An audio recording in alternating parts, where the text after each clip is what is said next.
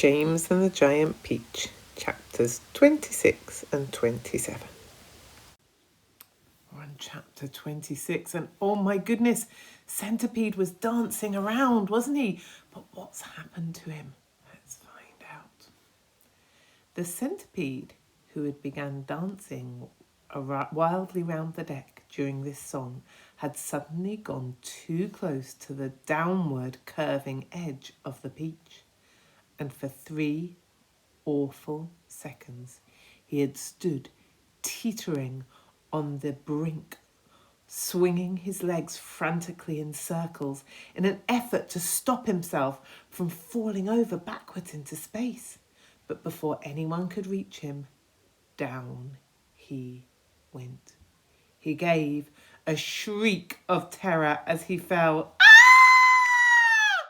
And the others, rushing to the side and peering over, saw his long body tumbling over and over and over through the air, getting smaller and smaller until it was out of sight.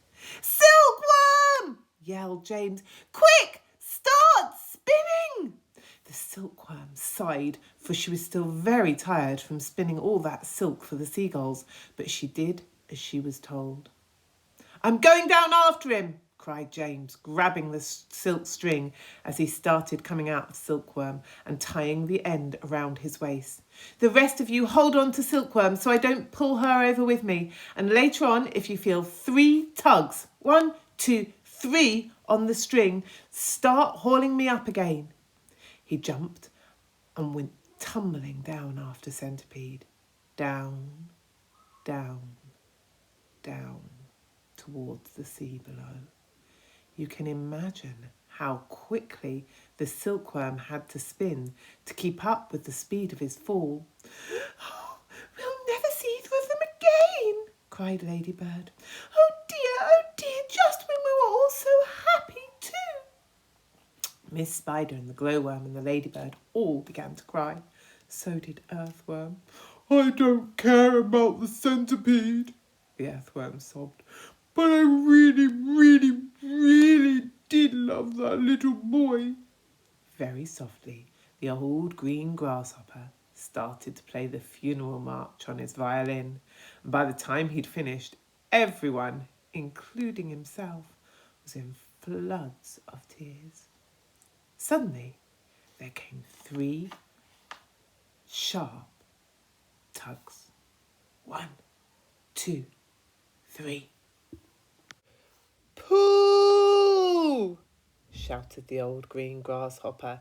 "Everyone, get behind me and pull!" There was about a mile of string to be hauled in, but they all worked like mad, and in the end, over the side of the peach, there appeared a dripping wet James with a dripping wet centipede, clinging to him tightly with all 42 of his legs. "He saved me!" gasped the centipede. "He swam round in the middle of the Atlantic Ocean until he found me."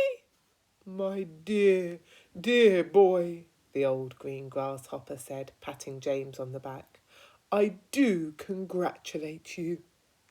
"My boots!" cried the centipede. "Just look at my precious boots! They're all ruined with the water." "Be quiet," the Earthworm said. "You are lucky to be alive." "Are we still going up and up?" asked James. "We certainly are," answered the old green grasshopper. "And it's beginning to get dark. I know it'll soon be night." "Why don't we all go down below and keep warm until tomorrow morning?" Miss Spider suggested. "No," the old green grasshopper said. "I think that would be very unwise. I think it would be safer if we all stay up here through the night and keep watch. Then, if anything happens, we shall, anyway, be ready for it." Chapter 27. James Henry Trotter and his companions crouched close together on top of the peach as night began closing in around them. Clouds like mountains, towered over their heads. On all sides, mysterious, menacing, overwhelming. Gradually, it grew darker and darker, and then a pale 3/4 moon came up over the tops of the clouds and cast an eerie light over the whole scene. The giant peach swayed gently from side to side as it floated along, and the hundreds of silky white strings going upward from its stem were beautiful in the moonlight. So also was the great flock of seagulls overhead. There was not a sound anywhere. Travelling upon the peach was not in the least like travelling on an aeroplane. The aeroplane comes clattering and roaring through the sky, and whatever might be lurking secretly up there in the great cloud mountains goes running for cover on its approach. That's why people who travel in aeroplanes never see anything. But the peach, ah yes, the peach. It was a soft, stealthy traveller, making no noise as it floated along, and several times during that long, silent ride, high up over the middle of the ocean in the moonlight, James and his friends saw things that no one had ever seen before. Once, as they drifted silently past a massive white cloud, they saw on top of it a group of strange, tall, wispy-looking things that were about twice the height of ordinary men. They were not easy to see at first because they were almost as white as the cloud itself. But as the peach sailed closer, it became obvious that these things were actually living creatures. Tall, wispy, wraith-like, shadowy, white creatures who looked as though they were made out of a mixture of cotton wool and candy floss and thin white hairs. "Ooh," said the ladybird. "I don't like this at all." "Shh," James whispered back. "Don't let them hear you. They must be cloud men." "Cloud men," they murmured, huddling closer together for comfort. "Oh dear, oh dear." "I'm glad I'm blind and can't see them," the earthworm said, "or I would probably scream." "Well, I hope they don't turn round and see us," Miss Spider stammered. "Do you think they would eat us?" the earthworm asked. "They'd eat you," the centipede answered, grinning. "They'd cut you up like salami and eat you in thin little slices." The poor earthworm began to quiver all over with fright. "But what are they doing?" the old green grasshopper whispered. "I don't know," James answered softly. "Let's watch and see." The cloud men were all standing in a group, and they were doing something peculiar with their hands. First, they'd reach out, all of them at once, and grab handfuls of cloud. Then they'd roll these handful of clouds in their fingers until they turned into what looked like large white marbles. Then they'd toss the marbles to one side and quickly grab more bits of cloud and start over again. It was all very silent and mysterious. The pile of marbles beside them kept growing larger and larger and larger. Soon there was a truckload of them at least. "They must be absolutely mad," the centipede said. "There's nothing to be afraid of here." "Oh, be quiet, you pest," the earthworm whispered. "We shall all be eaten if they see us." But the cloud men were much too busy with what they were doing to have noticed the great peach floating silently up behind them.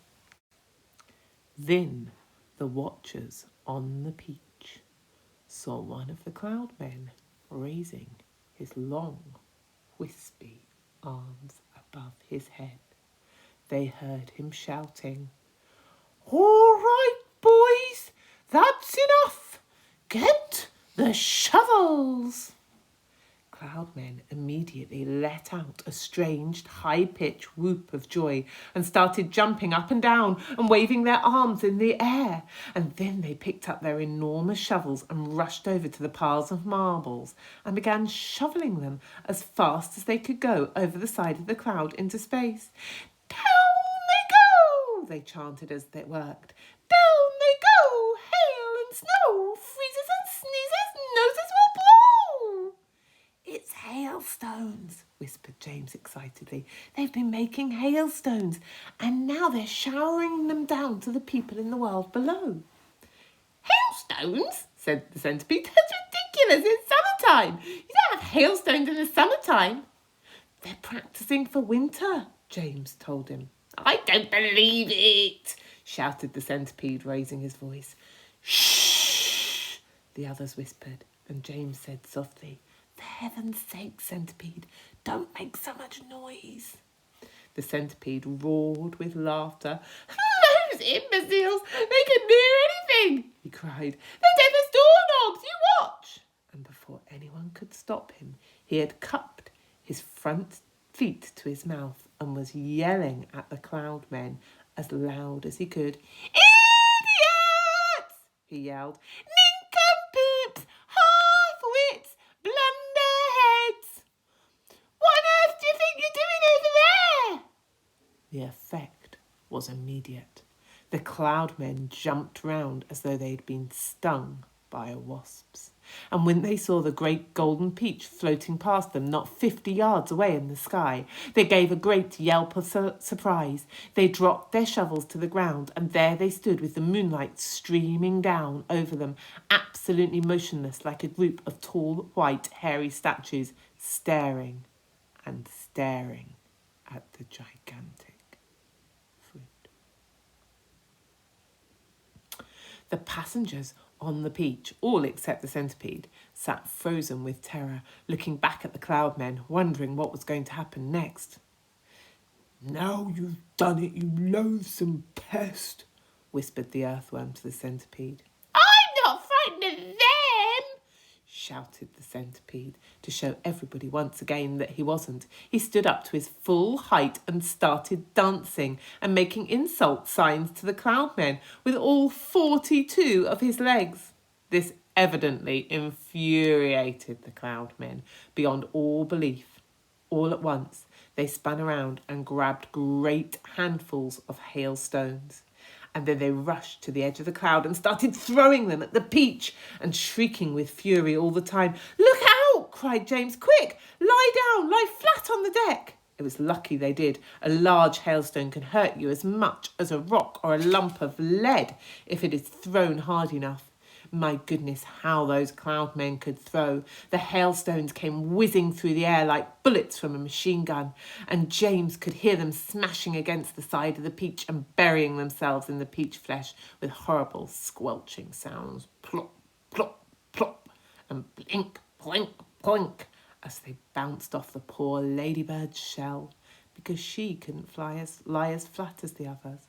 And then crack, as one of them hit the centipede right on the nose.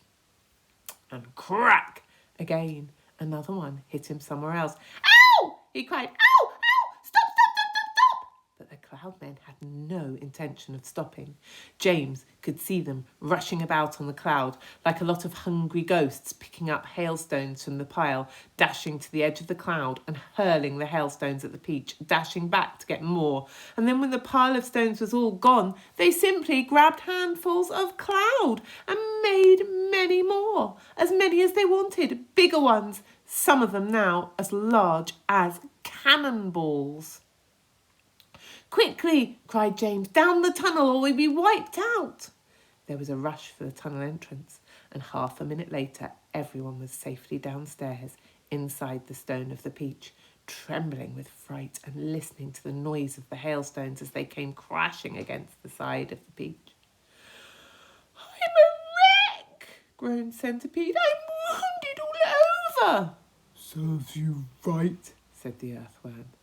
Would somebody kindly look and see if my shell is cracked, the ladybird said. Give us some light, the old green grasshopper shouted. I can't, wailed the glowworm. They've broken my bulb. Then get another one, the centipede said. Be quiet a moment, said James. Listen, I do believe they're not hitting us anymore. They all stopped talking and listened. Yes, the noise had ceased. The hailstones were no longer smashing against the peach. We've left them behind. The seagulls must have pulled us out of danger. Hooray, let's go up and see. Cautiously, with James going first, they all climbed back up the tunnel. James poked his head out and looked round. It's all clear, he said. I can't see them anywhere. Do you think it really is all clear? I don't know. I wonder what exciting things will happen next.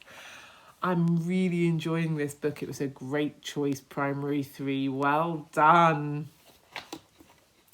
Who's next? Mrs Cranston, I think, is reading to you next. So she'll read the next chapter.